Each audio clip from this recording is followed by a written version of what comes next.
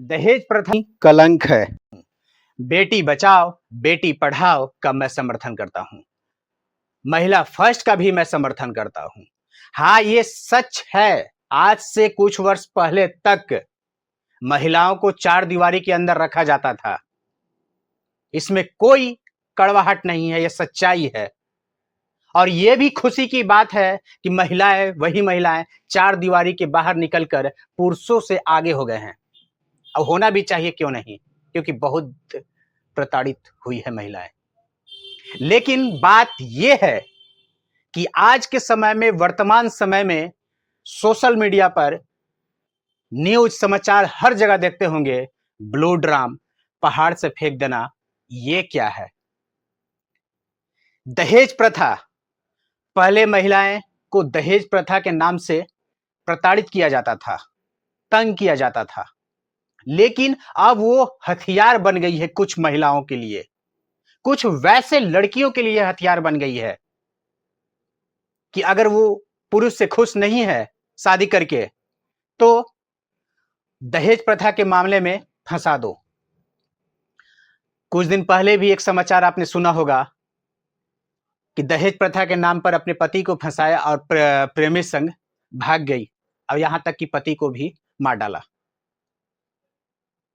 ठीक ऐसा ही घटना मध्य प्रदेश के एक गांव का है। मध्य प्रदेश के नीमच जिले के अठाना गांव के रहने वाले निवासी कृष्ण कुमार धाकड़, जो अपने पत्नी के द्वारा दहेज प्रथा के आरोप में विरोध प्रदर्शन करते हैं बड़ा अनोखे तरीके से। वो अपने पत्नी के द्वारा जो उन पर दहेज प्रथा का आरोप लगाया गया था, पत्नी के खिलाफ बड़ा अनोखे तरीके से वे विरोध प्रदर्शन करते हैं अपने ससुराल राजस्थान में। कृष्ण कुमार धाकड़ अपने ससुराल में बड़ा अनोखे तरीके से चाय बेचते हुए विरोध प्रदर्शन करते हैं। दोनों हाथ में हथकड़ी पहनकर चाय बनाते हैं और अपने टी स्टॉल का नाम 498A टी कैफे रखा है, क्योंकि उन पर 498 का मुकदमा दर्ज है। यहां तक कि 125 का भी मुकदमा उन पर दर्ज है। कृष्ण कुमार धाकड़ अपने होर्डिंग्स पर लिखते हैं टी स्टॉल पर, जब तक नहीं मिलता न्याय तब तक उबलती रहेगी चाय, 498A tea cafe tea stall का ये स्लोगन है। पत्नी के द्वारा उन पर दहेज प्रथा का आरोप लगाया जाता है। आपको बताना चाहता हूं कि साल 2022 में पत्नी छोड़कर चली गई थी। भिलवाड़ा के रहने वाले संपत, जो के धाकड़ के साथी हैं, वे बताते हैं कि के धाकड़ और मीनाक्षी का विवाह 6 जुलाई 2018 को हुआ था।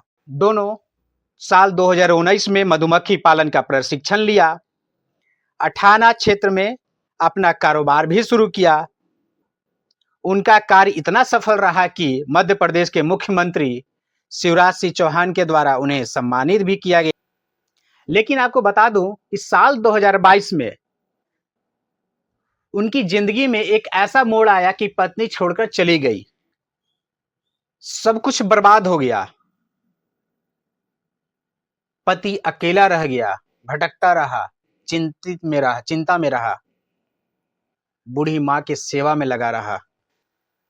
कृष्ण कुमार का कहना है कि मेरी पत्नी ने अक्टूबर 2022 में मुझे छोड़कर मायके अंता जाने का बाद, अंता जगह है राजस्थान में, जाने के बाद घरेलू हिंसा और दहेज प्रताड़ना के झूठे आरोप के तहत आईपीसी की धारा 498A और भरण पोषण की धारा 125 के तहत मुकदमा दर्ज करवा दिया, जिसके कारण उन्होंने 498A टी स्टॉल का अपना नाम रखा।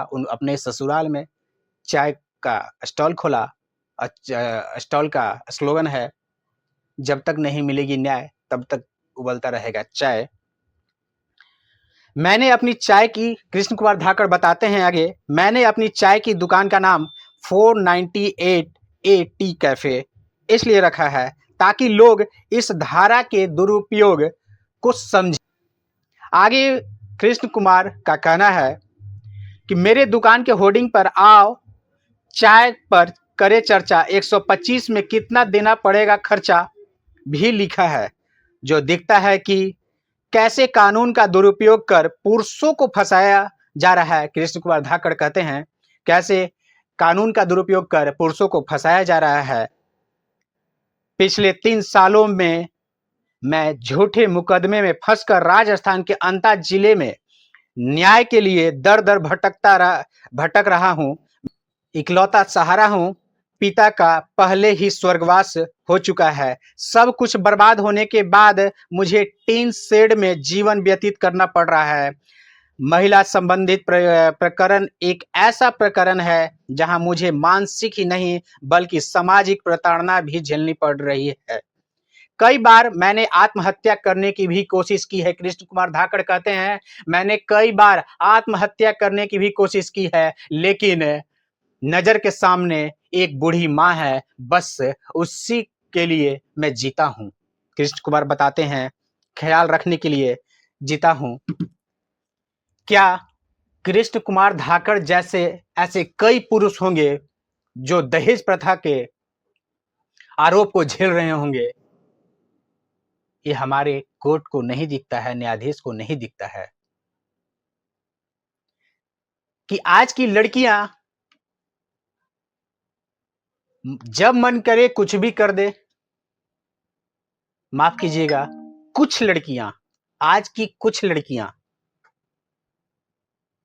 बॉयफ्रेंड होने के बाद भी आप कहती नहीं हो कि मेरी बॉयफ्रेंड से शादी करा दो और अरेंज मैरिज कर लेती हो। बाद में उसी अरेंज मैरिज को धोखा देकर या मरवा कर कुछ करके आप फिर लव मैरिज के साथ चली जाती हो। फिर उसके बाद वो लव मैरिज वाला लड़का आपको धोखा दे देता है, आप कहीं की नहीं रहती हो।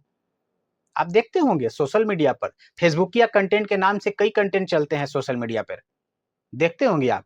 किसी के फेसबुक के द्वारा प्यार हो जाता है, किसी की इंस्टाग्राम के द्वारा प्यार हो जाता है, आप देखते होंगे। और वो लड़कियां धोखा ही खाती है पति को छोड़कर। आप कमेंट कर जरूर बताएं क्या कृष्ण कुमार धाकड़ को न्याय मिलना चाहिए या नहीं, क्योंकि वह एक बूढ़ी मां के देखने के लिए, सिर्फ ख्याल रखने के लिए जिंदा है, नहीं तो कब का ही कृष्ण कुमार धाकड़ मर जाते। चलिए आप भी कमेंट कर बताएं कि ऐसे कितने केस होंगे जो सॉल्व हुए होंगे, जो झेल रहे होंगे दहेज प्रथा के आरोप को लेकर। बहुत हो गया ब्लू ड्रम, पहाड़, इस तरह का खेल। और ये सब का कारण भी आपको बता दूं कि कहीं ना कहीं हमारा फिल्म इंडस्ट्री भी है, कहीं ना कहीं हमारा समाज भी है, जो इन बच्चियों को, इन लड़कियों को इस तरह के मानसिक के रूप में मानसिकता को तैयार करता है। समाज का भी गलती है, क्योंकि कोई भी इंसान समाज को ही देखकर सीखता है, फिल्म देखकर ही सीखता है। उन बच्चियों का भी गलती नहीं है, कहीं हम लोगों का भी गलती है, हम समाज का भी गलती है, फिल्म इंडस्ट्री का भी गलती है।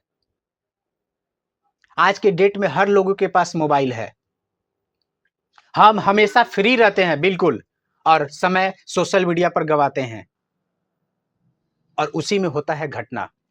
चलिए तब तक के लिए धन्यवाद, नमस्कार।